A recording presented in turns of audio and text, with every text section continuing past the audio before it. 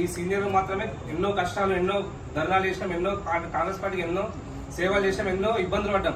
అప్పుడే మేము Congress party ticket Osman భాయ్కి వచ్చింది కాబట్టి టికెట్ ఎవరికి ఇస్తే వాళ్ళకి పనిచేయాలని ఆ సిద్ధాంతం. మేము పార్టీ కోసం పనిచేసాం కాబట్టి, టికెట్ అన్నకు వచ్చింది కాబట్టి పనిచేసినాం. ఇంకా కొంతమంది టికెట్ రాకుండా టికెట్ అన్నకు వచ్చినా సరే పనిచేయడం వాళ్ళు పార్టీ పేరు రూలింగ్ వచ్చింది కానీ వాడు వాళ్ళు చాలా మంది. అలాంటి వాళ్ళు పార్టీ నాయకులు కాదు.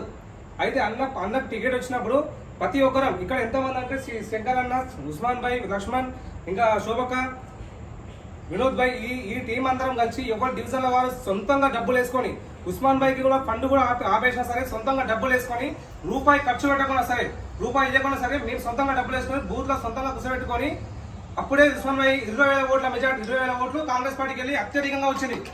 మన 5వ స్థానంలో 2వ స్థానంలో వచ్చింది.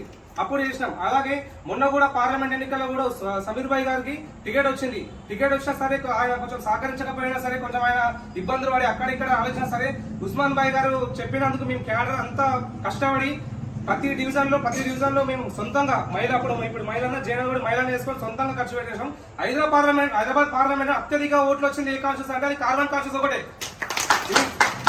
హైదరాబాద్ పార్లమెంట్ వచ్చింది. అలాగే ఇప్పుడు వినోద్ భాయ్ జాయిన్ అయ్యారు. ఇలాగే చాలా మంది జనాలు కాబట్టి మనం కార్బన్ కాన్స్టిట్యూన్సీలో 7 డివిజన్లు ఉన్నాయి కాబట్టి అత్యధిక డివిజన్ కార్పొరేటర్ గెలిచి ఉస్మాన్ భాయ్ గారికి మనం ఒక కానుకగా ఇవ్వాలని చెప్పేసి దీంట్లో అందరూ సహకరించాలి. ముఖ్యంగా యువత, స్టూడెంట్స్, యూత్ అందరూ ఇలా అందరూ సహకరించి మనం అందరం ఏకదాటిగా గ్రూపులు లేకుండా అందరం కలిసికట్టుగా పనిచేసి మన గోల్కొండ మీద కాంగ్రెస్ జెండాను ఎగిరేసి మనం ఉస్మాన్ భాయ్ గారికి గిఫ్ట్ ఇచ్చి హైదరాబాద్ లో మేయర్ కూడా నెక్స్ట్ కూడా మనం కొట్టవలసిందిగా మనం కోరుకుంటున్నాము. ఈ అవకాశం ఇచ్చినందుకు ధన్యవాదాలు.